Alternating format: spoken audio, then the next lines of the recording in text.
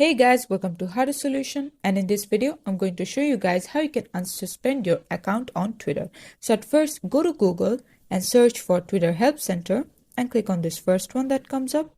From there we're going to click on About Suspended Accounts and then just click on how to unsuspend your Twitter account. From there scroll down until you see File and Appeal.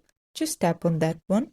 Once you do, it will bring you to a page like this where you have to say whichever you are using this Twitter app on, if it's your phone, your desktop browser, anything, and then description of problem. There you have to say, hey, my account has been suspended incorrectly. I wasn't doing anything wrong. Can you please check it and unlock my account? And then your name, your Twitter handle, email. Just fill up all of the information and click on continue. And then within 24 hours, they should check your account and then they should unsuspend it. And this is how you can do it. Thanks for watching. Please leave a like and subscribe for more tutorials like this. And until then, take care.